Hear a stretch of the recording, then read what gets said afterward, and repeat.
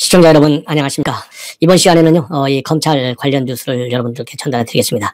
이 한동훈 검사장 여러분들 뭐 잘 아시죠? 그 유명한 채널A 사건과 연계돼서 공모 혐의, 이것을 이성윤이가 지금 이 결재를 안 해가지고 진천 연수원에서 지금 좌천돼서 유배 생활을 하는 이 한동훈 검사장, 추미애가 완전히 한 사람의 인생을 망가뜨렸다 해도 과언이 아닐 정도로 유능한 검사장이 지금 굉장히 인사상으로 불이익을 많이 받고 있는 상황이지 않습니까? 그러다 보니까 이 한동훈과 관련된 여러 가지 의혹 기사들이 많이 나왔어요. 최근에도 이 부산 유명한 그 LCT 특혜 분양과 관련해서 한 언론사 기자가 그것을 자기 보도를 했어요. 자기 아주경제 신문 기자죠. 그래서 여기에 말하자면 한동훈 검사장이 연루되어 있다, 이러한 의혹 기사를 보도한 바 있습니다.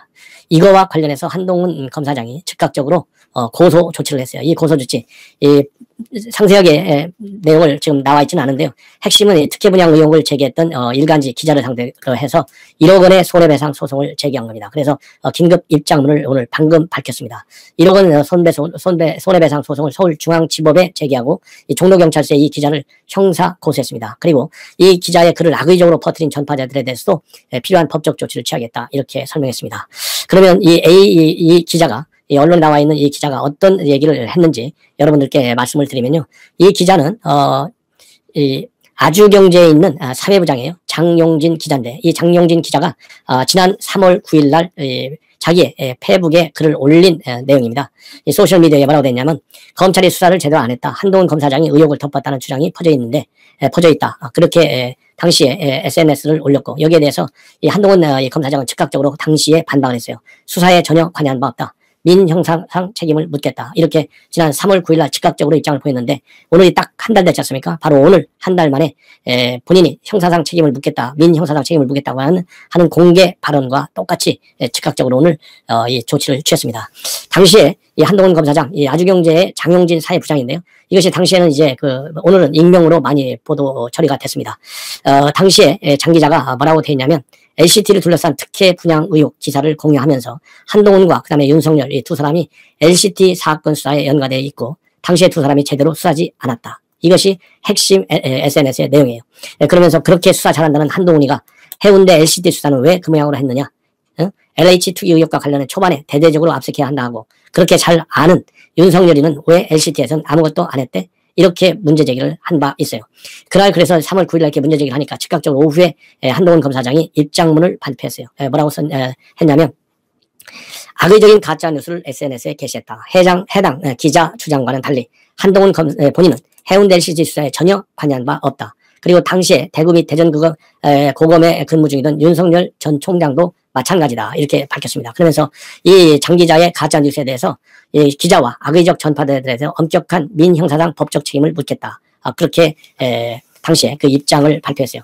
참고적으로요, 장용진 기자는 2019년도에도 유시민의 알릴레오에 출연해서 KBS 여성 기자들을 상대로 성희롱성 발언을 했다. 그래서 KBS로부터 명예훼손 혐의로 고소당한 바도 있습니다. 이렇게 되니까요, 당시에 이제 한 달 전에 사실 박형준 후보를 떨어뜨리기 위해서 이런 얘기 한 거 아니겠어요? 그러니까 이 조국도 말이죠, 이러한 LCT 특혜 분양해야 된다, 이런 의혹 주장이 제기되고 있고, 당시에 현 정권의 부동산 투기와 부정물패로 물타기하기에는 집권 세력의 관계다, 이런 야권의 반응이 나타난 바 있어요. 그런데 그 당시에 이 조국 장관은 뭐라고 페이북에 글을 올렸냐면, LCT 특혜 분양 리스트 의혹 보도를 공유하면서 리스트에 오른 사람의 신분에 따라서 공수처 또는 검찰과 경찰이 철저하게 수사를 해야 된다, 이렇게 당시에 입장을 밝힌 바 있습니다. 근데 여러분들 잘 아시다시피요, 이 LCT 수사가 2016년도에 본격적으로 이루어졌어요. 그런데 그 당시에 임관혁 당시 부산지검 특수부장이 수사팀장이자 주임검사로 수사를 직접적으로 했고, 기존 수사팀 검사 3명에다가 부산지검 특수부 검사 4명이 추가돼서 대대적으로 수사를 했습니다. 그래서 그 결과 2016년도 12월에 현규환 당시 정무수석 수억 원의 뒷돈을 받은 혐의로 구속돼서 지금도 복역 중에 있죠. 그리고 또 백왕덕 당시 새누리당 의원도 구속된 바 있어요. 그래서 현규환 수석은 당시에 징역 3년 6개월, 그리고 이 백왕덕 의원은 징역 5년 이 실형이 확정이 된 바 있습니다. 그런데 이번에 다시 또 이 특혜 의혹이 제기됐고, 특혜 의혹이 제기되니까 LCT 측에서 2015년도 분양 초기 이 분양률이 42%밖에 되지 않아서 미분양 사태가 우려됐다. 그래서 이 미분양 사태가 우려가 됐는데 어떻게 이것을 특혜 분양을 하느냐. 그래서 이 특혜 분양 리스트라고 여권 일각에서 이렇게 장기자 같은 사람들이 주장하는 이유는 그건 사실과 다르고 분양 나중에 미분양 됐으니까요. 나중에 분양 희망자를 좀 찾아내려는 목적에서 즉 상담과 마케팅 차원에서 분양을 할 가능성이 높은 리스트를 작성했을 뿐이다.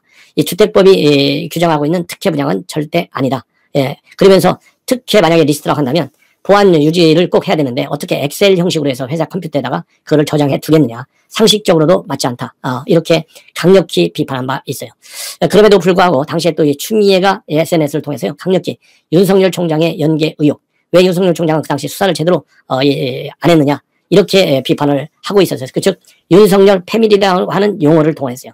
윤석열 패밀리 하면 그러지 않아도 윤석열 부인과 윤석열 장모의 비리 의혹. 검찰이 지금 계속해서 수사하고 있잖아요. 그래서 마치 부산 LCT 특혜 분양과 관련해서 윤석열 패밀리가 연계되어 있는 것처럼 의혹을 부풀리기 위해서 윤석열 패밀리다라는 그런 아주 특수한 용어를 쓴 것이 아닌가. 그런 비판적 시각이 아니들 수가 없어요. 그래서 윤석열이 그 당시에 그래서 이 부산 LCT 특혜 분양을 놓고 추미애 장관까지 나서서 이런 비판 여론을 키웠다. 그 당시 그러면 추미애가 뭐라고 올렸느냐. 윤 총장은 LH 사건이 터지자 검찰이 수사지를 않으면 대형 부동산 비리의 진상을 밝힐 수 없는 것처럼 민심을 호도하고 경찰이 수사 의지에 찬물을 끼얹고 있다. 그런데 이 검찰이 덮었다는 의혹이 제기된 이런 초대형 건설 비리가 수면 위로 올라왔다.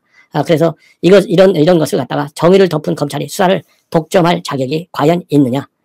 그러면서 당시에 이제 국정농단 사건, 윤석열과 박영수, 특검에 국민의 온갖 시선이 집중돼 있어야 되는데 그 틈을 이용해가지고 법원과 검찰이 LCT 특혜 분양을 덮은 것이 아니냐. 이런 의혹을 제기했어요. 그러면서, 구체적으로 또 누구를 제기했냐면 패밀리 중에 한 사람으로 이 석동현 변호사를 제기했습니다. 그러면서 석동현 변호사가 무혐의 처리를 했는데 그 무혐의 처리한 사람 중에 한 사람이 바로 무혐의 처리를 한 사람이 소윤으로 알려진 당시 윤대진 부산지검 2차장이었다. 그래서 이 석동현은 윤석열하고 또 서울부대 동이지 않습니까? 그 다음에 윤대진 검사, 이런 사람들이 윤석열 패밀리가 아니냐.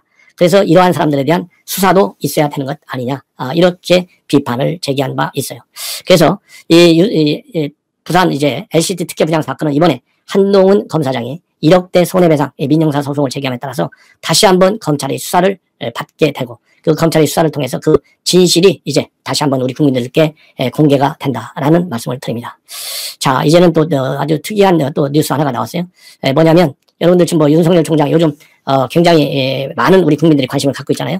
윤석열 총장이 중앙고등학교 출신의 이경욱 전 연합뉴스 기자하고 윤석열 총장 장모의 주가 조작 의혹과 관련해서 많은 대화를 나눴다. 그리고 또 언론 자유에 대해서도 많은 대화를 나눴는데요. 그런 대화록을 책자로 만들어서 곧 발간합니다. 그래서 이경욱 전 연합뉴스 기자 즉 서울중앙고등학교 출신이에요. 같이 윤석열 총장하고 동문입니다. 그래서 책자 이름은 윤석열의 진심이라는 책자를 대담집을 냈어요. 그래서 윤석열 총장이 여기서 이 자유민주주의, 그다음에 이 언론 자유 이런 거에 대해서 어떻게 생각하는지, 그리고 정치에 진입할 것인지 안 진입할 것인지 이런 이 대담 내용이 실려져 있다고 합니다. 그래서 그 대담 내용을 책자로 만든 이경욱 전 기자는 윤 총장이 큰 틀에서 의회민주주의와 시장경제 체제는 무엇이고 현재 우리나라에서 그것들이 제대로 작동하는지에 대한 생각들을 밝혔다. 이렇게 얘기를 하고 있고요. 주로 윤석열 총장 얘기를 많이 하고 본인은 듣는 편이었는데 분야별로 윤석열 총장 상당히 정리가 잘 되어 있는 것 같더라. 그리고 이 언론 문제와 관련해서는 자유롭게 자유를 줘야 된다. 그러면서 여권 일각에서 언론개혁 목소리가 나오고 있는 현 상황에 대해서 비판적으로 윤석열 총장이 갖고 있다. 비판의 시각을. 왜냐하면 지금 현재 여권에서는 언론개혁을 하겠다고 특히 핵심적인 게 징벌적 손해배상제를 추진하고 있지 않습니까? 그래서 이 징벌적 손해배상제 사실상 이 앞에 말씀드린 한동욱 검사장의 이러한 소송에도 굉장히 유리한 경면이 있지만은 전반적인 크리톡에서 보면 애완년, 즉 이 친여 매체를 늘리는 시도 일환이 아니라는 비판을 계속 받고 있습니다. 따라서 이번 책자에서 윤석열 총장의 생각을 우리 국민 모두가 좀 더 잘 알 수 있는, 그래서 언론 개혁과 관련해서 앞으로 윤 총장이 내놓는 메시지도 상당한 말하자면 폭탄적 발언이 되지 않을까 이런 생각이 듭니다. 그리고 윤 총장의 정치적인 향후 행보와 관련해서는요. 윤 총장이 본격적으로 정치할 것이라는 인상은 받지 못했다. 그러나 대권 도전에 필요한 준비는 하고 있는 것 같다라는 의견을 내놨습니다. 이런 걸로 보면 윤석열 총장이 어떤 형태가 됐든지 간에 이 대권 준비를 철저히 하면 준비를 왜 하겠어요? 출마하려고 하는 것이지. 그래서 출마의 결심을 거친 것이 아니냐 하는 생각을 다시 한번 하게 된다. 이런 말씀을 드립니다. 많은 시청을 당부드립니다. 대단히 고맙습니다.